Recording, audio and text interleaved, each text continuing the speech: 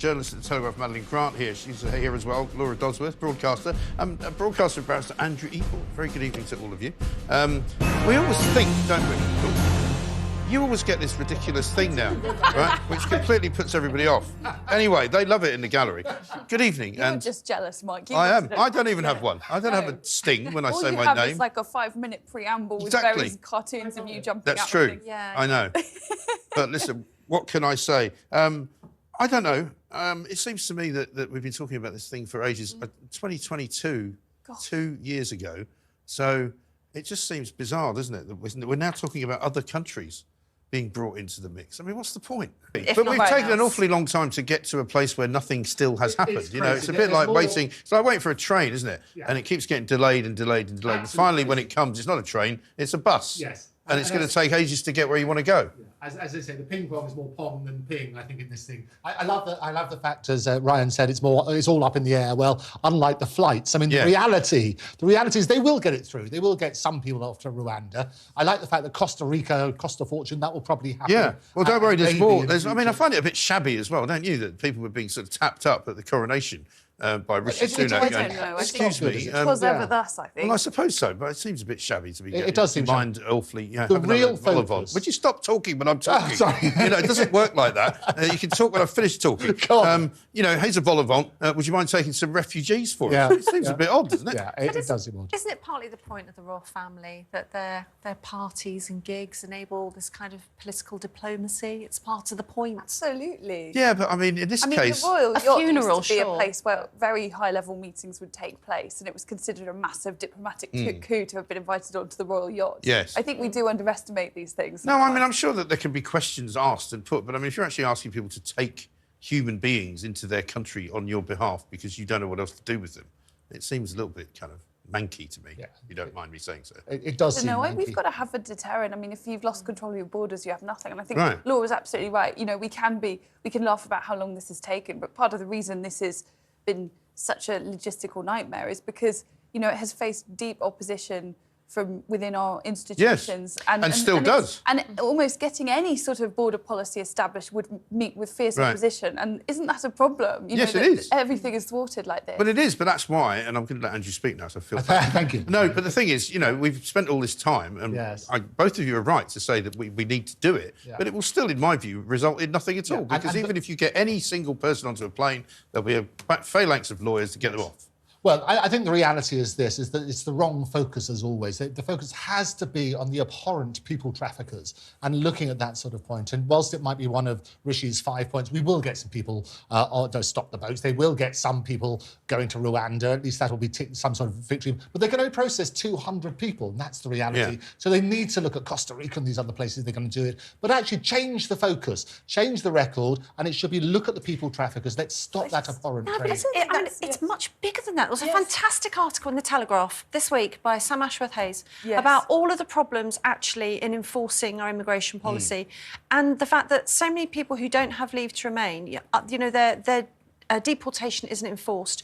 And when it comes to tribunal, something like, well, I think over 10% of tribunals aren't even attended by a Home Office representative to argue their case. We're just letting people in and then not deporting them when their time runs out. And the longer they stay, the more likely they are to find Jesus or whatever, or get married or need NHS care. And then you can't ever deport them. But that's the incentive for them to come because they know if they put their feet on the ground in Dover, they're never going to leave. Because at the end of the day, when people say, oh, but 75% of them get asylum in the end, that means they must be genuine asylum seekers. No, they get it just because they've been here so long. It really might be a symbolic win, but symbolic isn't really going to do anything because we're also hearing at the same time this week that Serco and others, the contractors that the government has given £4 billion to, by the way, are now commandeering homes in places like Hull, Middlesbrough, Bradford, and basically putting migrants in there because they reckon it's cheaper than paying 150 quid a night to get them into a hotel. So the problem persists and actually is going to get worse, isn't it? No, you're absolutely right, Mike. I mean, and that's the reality. We need to put those sort of figures in perspective. And also, I mean, there has to be a win before the election. The win will just be, but it's a symbolic one. We've been talking about it far too long with no results. So it's going to be a sort of Pyrrhic victory, I think, by the time we eventually have it. If that. But that example you give is a really important one because it tells you something about the mentality within government and within the civil service perhaps too, where they've been told there is a problem, people are very unhappy about the amount of money that's being spent on hotels. How do they fix the problem? Send people away from hotels and into private sector accommodation. But still pay for them. There are some people in government who might chalk that up as a win. Right. You know, that there's the kind of the sheer ignorance about. Well, it's almost like we're constantly papering over cracks and never getting to the number of things. Exactly, because there's 1.3 million people, I think, to date, waiting for social housing, waiting for council housing of one kind or another, and that's all now being eaten into by migrant housing. Because that's the only stuff they can give them. And the other question I would have about these countries that we're approaching, you know, with Rwanda, we've already agreed that we would take people from Rwanda to come and live here. So presumably Cape Verde, Senegal, Tanzania, Togo, Angola, Sierra Leone, all of these African countries that we're talking to, are we giving them carte blanche to send people to our country while they take some of our refugees? I don't know. Yeah. And that'll be part of it. And it's all about, and as I say, it's a slight diversion, isn't it? It's not just about the boats. If you look at the actual migration figures and the net migration figures, we also need certain people for certain industries and jobs for care homes and so on and so forth. So there needs to be the positive side of that. But we need to look at it as a whole. But the positive side, unfortunately, of that is that they come and then they stay and then they bring families with them and they end up being a net drain on society. Well, because, you know, they've got 5 people coming and 1 person working. And the whole thing is just knackered, it seems to me. Completely and utterly knackered. It's another good result that we might leave the ECHR, though. Well, that might happen as well. But there's a lot of Pyrrhic victories going on. Meanwhile, we've still got crumbling towns, people in places, too many of them, no services to help them out. It's absolutely ridiculous. I know you guys want to talk about the Iran situation as well. We'll get to that. Coming up, you're watching the Independent Republican Mike Graham. After the break, Sir Keir Starmer is nowhere to be seen after Yvette Cooper's terrible justification for Two Homes Reigner, as she's now known, and the bizarre premiership of Liz Truss under the microscope. Stay right there.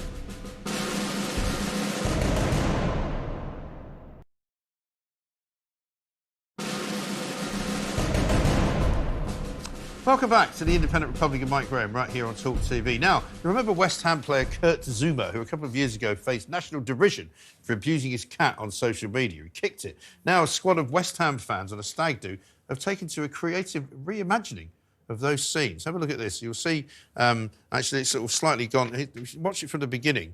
You can see that that's the Kurt Zouma thing that the fans were doing there. But let's start from the beginning, because that's the bit I really need to see. There he goes. So somebody dressed as a cat, and then the rest of them running through the town. Now, I think that's a great idea. I think it's funny, creative, different. And I've got the panel back with me, of course. Madeline Grant, Lord Dosworth, Andrew Eborn. You're always looking. So you didn't get it that time. I don't know. It's normally the camera 4. That's what that's what they say. Camera 4. There you go. We'll do it later. The fact remains. I mean, I hate stag do's normally. I don't like going on them. I don't like sort of going to cities where there's loads of them. Head do's and things. For God's sake. But that is imaginative. I quite like that. Perhaps, ridiculously, people have said it's cruel.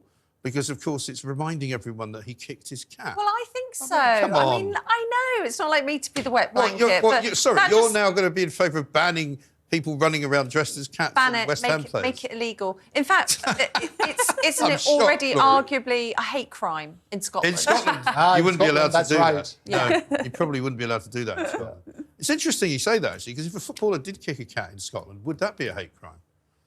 It isn't. Well, no, because it's not one of the protected categories, and I think that's the category. I see what you did there. What I did there. Very good. You didn't even know you were doing it. The perfect defence would be good. Yes. I'm sorry. Now, the other thing I want to tell you about is an octopus. There's a great story which I found today. A boy has ended up with a lot more octopus than he planned. His parents decided to give him, for his birthday, I think, a pet octopus. Now, we may have a view on that, because I'm not sure it's a great idea for a pet. But unbeknownst to them, apparently it was pregnant, this octopus, and there's now 50 of them roaming about. And look at that. And they are incredible creatures, octopi, we say? Octopies or octopuses? Octopodes, if you want to be really... Is it octopodes? Yeah, no, they're all valid, OK. I remember this on Countdown many years ago. Oh, right, OK. Well, I find them fascinating creatures because I once saw one swimming, and they swim in a way which you can't really describe. But it's almost like they sort of pull all of their tentacles in and then push them out as they move. And they look amazing. And one of the other things that they do is if they land on any kind of rock or any kind of surface, they can camouflage themselves as that surface. So I was told if they landed on a chessboard, they would actually look like a black and white chessboard. It's a pretty amazing skill. It is pretty amazing. Imagine if you could do that as a human. I would love if you it. could stand on the tube, you would just meld into the background of the platform. They also have, I think it's 3 hearts, don't they, and blue blood. I thought it was about 8 hearts, but I could be wrong about that. They have tentacles. They've got 8 tentacles. Yes, exactly. They've certainly got more than one heart. I think Mike knew that it was 8 tentacles. Yeah, I did know that. Yeah, that's the octo bit. Yes. They've got a serious rehoming problem, haven't they? Because if you have a litter of puppies unexpectedly, you have a 10 or 12. You can have a challenge getting rid of a litter of puppies or kittens, but 50 octopi, what are they going to do? Yes. I mean, one octopus, that's an unusual pet. It is. How are you going to find another 50 They rather hoped in the story, they hoped it was a male. They thought they had a male octopus. Did they? Thing. They don't know much about octopus, by the sounds of it, these people. So they thought it was a male, and then they didn't know it was a female, and now it's pregnant. And now extraordinary. I presume they'll have to let them all back into the wild, won't they? Or have a big sushi party. Oh, no, you can't eat them. I wonder what kind of octopus this was. Was it a sort of run-of-the-mill octopus that you could just release into the water, or would it need a particular kind of water or a particular climate? That's a good question. Down the toilet? That's what people do with underwater goldfish. That's a terrible idea. I don't mean Well, I mean, they can get quite big as well. I mean, you get one down the toilet, but I once tried to cook one because we've all eaten them. And some people don't eat them anymore. Yummy. In fact, my daughter, who dives a lot now and sees all kinds of fish in the water, doesn't eat them anymore because they're so intelligent that she thinks it would be a bad idea. So she just eats stupid fish. Are we allowed? Is squid? Seems just as bad. Is squid also off limits? Because that would be quite squid, I think, are not quite as clever. No, I don't think. But Yes. squid are lovely as well. But I once bought it at Borough Market, and I thought I'm going to just try cooking this octopus, and I didn't really know what I was doing. But somebody said what you have to do before you fry it, chop it up, is you have to sort of tenderise it. So you have to put it in a pot with boiling water. And I put it in this pot for boiling water, went outside into the garden, came back in, and the thing had expanded literally to about 10 times the size. And it was like something out of, Quater Maps. Sci-fi. The creature from the Black Lagoon. It was like climbing out of the pot. I mean, it was dead, obviously, but it was huge. Oh, my goodness. And I think whatever I did, I shouldn't have done it for that long. So I've never tried it again since. Was it tender? Well, it sort of didn't really taste the way I expected it to. I think I overcooked it. But that's impressive. I mean, that's really thinking outside the box in a culinary way. I just thought I'd try, because, I mean, it's all very well buying... Did it make you think maybe next time I'll just do a lasagna? Yes, and I'll just stick to leaving octopus. I'll just eat it in restaurants. Yes. Where certain places, they eat the little ones live, don't they, in certain countries as well? Yes. I'm not keen on live Good old eating. Japan. Yes, well, sushi, exactly. They have a number of things. Like strange things like fugu fish, which will kill you if you don't do it in the proper way. Yeah, I'm not interested in eating things that can kill me. Definitely not. You get paid very well if you're a fugu chef. Absolutely. Apparently, because you have to cut out the bile duct or whatever it is. Yes. Fascinating. Anyway, there we are. That's Animal Corner for you on the Independent Republic. Shall we talk about social media could be banned for under 16s to protect them? How is this going to work, if at all? Well, it's bizarre, isn't it? It came out as the tragic murder of Brianna Jai. Didn't it? Her mother campaigned for this. Yeah. And there are phones, which means that they are fairly basic phones that youngsters can have for just safety, can't have any of the apps. A lot of the app companies are now turning around and saying they're lowering the age to 13 as opposed to that sort of side. But it wouldn't have actually dealt with the mischief, because what happened at the horrible, horrible murder was actually about the dark web. It wasn't about these apps and social media and so on and so forth. It was about material which was found on the dark web as a result of it. But social media companies need to take responsibility for this content. That's been the big push at the moment. And they're being fined up to about 10% of their annual turnover, gross turnover, which goes into billions. But has that happened yet? Well, this is what you need to do. You need to make examples of that sort of stuff to deal with the terrible things that have been happening. A high-profile murder, and also there have been suicides as well linked to social media. These are high-profile events which sort of justify these kinds of laws, but I actually think there's a panoply of good reasons to prevent young people using social media. I think you just need to flip it round. What are they benefiting from social media? And the answer is probably nothing. They'd be better off forming real-life connections with young people. So I'm really here for it. I'm here for banning social media and smartphones for under 16s. Right, yeah, but how would you, though? Because you'd be effectively saying you're going to stop somebody from doing something. A bit like the vaping ban, a bit like the smoking ban, a bit like the drinking ban. Teenagers, as you know better than anyone, as I do, will find a way to look at things. Oh, I know. And you can't stop people doing it in their own homes, unless your homes are Yusuf. You could say that about 15-year-olds getting hold of booze or cigarettes. I'm not saying it's equally... Although I think Laura's right. I mean, what are these parents thinking? Any young child under, like, I don't know, 8 is being given their own smartphone. I mean, what child needs a smartphone? I think in my household, but I also think we said when they go to secondary school, then that's maybe when they need. You need certain things for safety. If people are travelling by themselves on the tube or on the bus, you need to make sure that. But also, it's not. You don't. You could I didn't have a smartphone on public transport when I was going. I guess there were safer days. I know you don't think I'm old enough. I really am, and I didn't have a smartphone for travelling to school. It also depends on the content, because some of the content that you can get is fantastic for education, for improving mental ability and so on and so forth. It does depend on the content. Some of it is rubbish, and we absolutely have to prevent the horrific content that you get. But a lot of that, it's not just somebody else's responsibility, it's the parents together with the schools, together with society as a whole. And if you don't have a free market, then you get a black market. And you work on that sort of premise that basically a peer pressure. If you're the one kid in school who hasn't got a smartphone... Yeah, but if they're banned, then loads of kids won't have them. So well, no, but they'll find a way around it. Of course some will find a way around it. Because of peer of course pressure. some kids will find a way around it, but overall you would have fewer kids using it. And that's this is like the argument they thing. make, though, isn't it, for not legalising marijuana? Because as long as it's illegal, people have to make that decision to break the law in order to buy it, and so fewer of them will. Yeah. And if you make it legal, then more of them will feel less inhibited, if you like. Yeah. So equally, I would say that there's, and I take your point, Laura, as well about the, the horrific nature of that particular murder. There've always been those horrible kinds of events. The Bulger killings, there was no social media, then everybody blamed... what was it? It was Chucky, Chucky the movie. That's Chucky. Right. Yeah, really Child's Play. Yeah, Child's Play, Chucky, yeah. And unfortunately, there are just some very horrible people. Yeah. Psychopaths could be influenced by any form of media. Yeah. That's what, these high-profile events are what get us talking about these bans and rules and laws. But actually, there's just so many other reasons why kids shouldn't be on smartphones for hours a day. No, I get that. I think it's something like 4 then that's hours a called day on parenting, isn't average. it? Totally parenting. Yeah, no, but it is. But having it down to the discretion of parents alone, and I agree that we can't create a perfect world, but right now the children who come from the most privileged backgrounds, like the children of the tech CEOs, they're not given iPads, they're not given iPhones, they're given books, and they're told to go outside and play. I mean, it's a sort of luxury belief type thing. Yes. Where people say one thing, evangelise one thing publicly, and then in private do something completely different. Yeah. Steve Jobs, famous example, his kids didn't have Apple products. Exactly. And make no mistake, these tech platforms know exactly what they're doing. There was leaked data from Meta, from Facebook and Instagram a few years ago, which said that they knew that the use of Instagram and Facebook was leading to body image anxiety and mental health disorders in young people.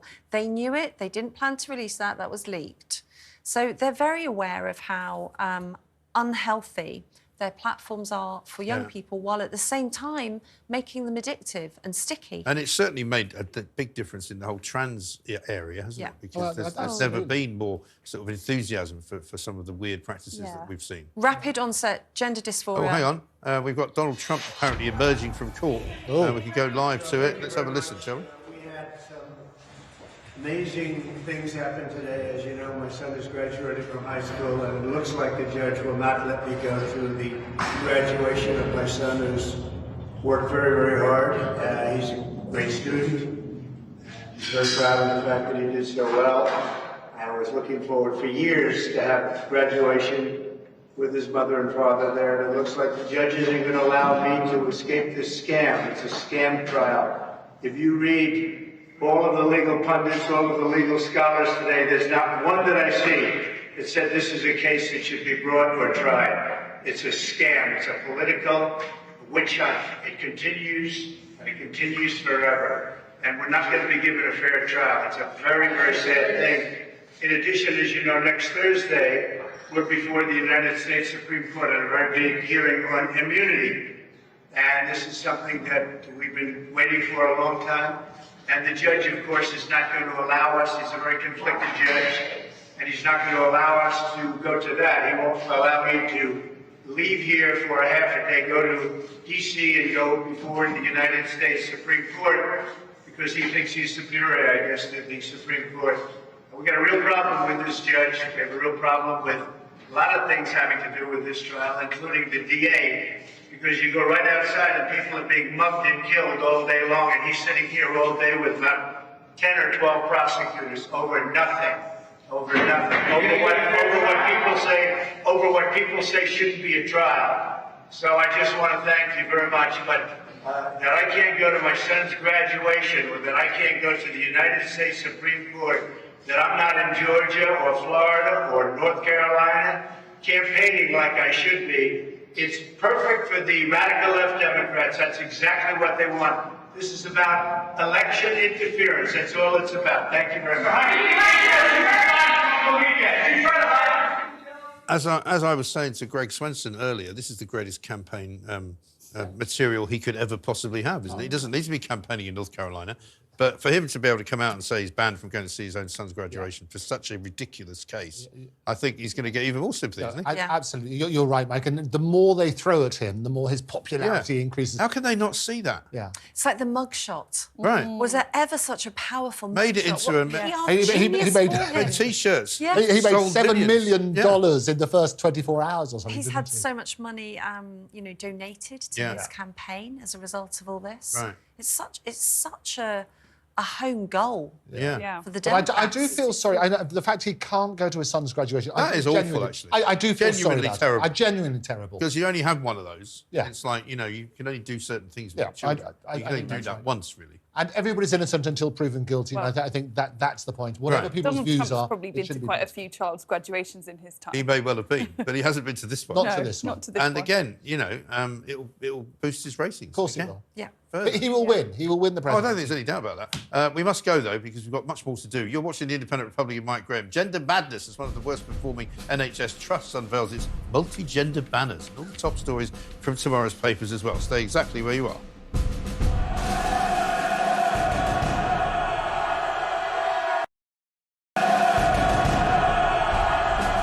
If you want to know why the NHS isn't fit for purpose, you need look no further than the Royal Stoke Hospital. Absolutely ridiculous state of affairs, but that is the world of work. The world of work. The panel is still here with me. I mean, I don't know what to say about all of that, really. Do you know, I disagree with you. Yeah. And not often, but I actually do care. I do want to know if the nurse or the doctor treating me is demi-romantic, because frankly, I don't want to be under their care if they are. Because But would you not have to look it up first? No, I'll be really suspicious about how their mind works if that's how they're thinking. Well, at least there's no hidden gender. It's So I think that's quasi-religious. Yeah, but surely if you go to a hospital... It's a psychic epidemic. Yeah, but if you go to a hospital, you shouldn't have to worry about the person that's treating you or the person who's the nurse, or, because they should be doing their job. They shouldn't have their job altered by their religion or by their sexuality. Don't want to know what their pronouns are. None of that. No. It's funny, isn't it? Because there has been this absolute explosion in all the different gender identities and sexualities, etc. But I think it also taps into this idea that people have to kind of bring their whole self to work and constantly talk about themselves. It's identitarian. I must tell you what my sexual identity is. Why? I don't care. It seeps into everything. The pressure that's put on people in certain companies to have their pronouns in their email signature. Yeah. And if you were to say, no, I don't really want to take part in that, that would be considered a suspicious thing. A microaggression, even. Yeah. I mean, in the light of Iran's attack on Israel, this heinous attack of hundreds of weapons, including 110 ballistic weapons, quite astonishingly, we had David Cameron saying, well, just basically, leave it at hold on, no, worse, take the win. Yeah. Israel should take the win. Now, the Middle East is a very tough neighbourhood. Sure. Yeah. And a line has been crossed. Iran has vowed forever to destroy Israel. And you could say it's what it's been doing through proxy enemies such as the Houthis, Hamas, Hezbollah. And now this is like a watershed moment. It has actually attacked Israel. Yeah. The idea that Israel should take the win and not be allowed to defend itself is just quite astonishing. Now, if we were attacked by hundreds of weapons and ballistic weapons, would we be retaliating? And also, would we listen to other countries telling us just to leave it?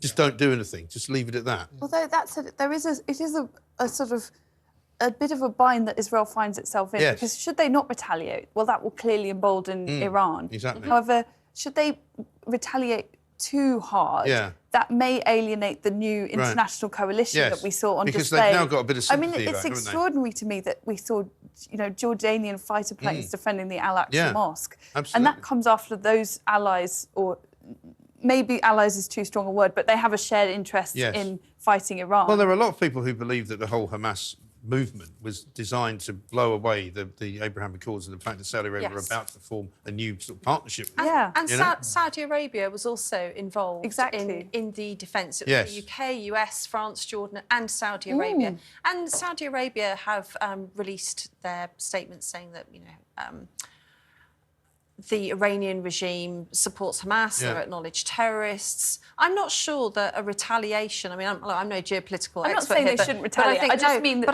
there's ways of doing it. A retaliation carefully targeted at undermining Iran's military capabilities would be proportionate. Yes. And I don't think that would lose the sympathy of any of its allies. But I do think we should, as people have emphasised, we should show restraint. And also the media has been talking about not casualties this time, but how many weapons were fired. Actually, 99% of the weapons got destroyed. I think they probably knew that, so it's more a bark than a bite. There are different schools of thought on that. Well, I don't know, it could be the preamble. I mean, let's not forget that Hezbollah, which is far closer geographically, sitting on an enormous they were designed, and they could be designed to confuse the system. Iran has vowed to destroy because we're going to be Israel. out of here in a minute, so I just want to look at the front page of the Sun. Sorry. I know, we could carry this on in the bar afterwards. Yes. Return of TV talent show. Hasn't Britain's Got Talent had its day? I mean, do you think we can do with another portion of Britain's Got Talent? People love reality shows, water cooler moments, gathering around the TV. We were talking about the death of TV earlier. Well, one of the great things at the weekend was Amanda Holden's row with Mrs. Oswald. Absolutely glorious. Basically saw a massive strip of her and said, "Honey, you're not in my league." Yes. It was really great. What was this on? This was on Twitter. Yeah. I mean, you've got to check it. It was really good. Absolutely brilliant. Really brilliant. Yeah, absolutely amazing. Anyway, we're out of time, I'm afraid. So thank you very much indeed to all of the panel. You've been watching The Independent Republic of Mike Graham. I'll see you tomorrow at 8 o'clock.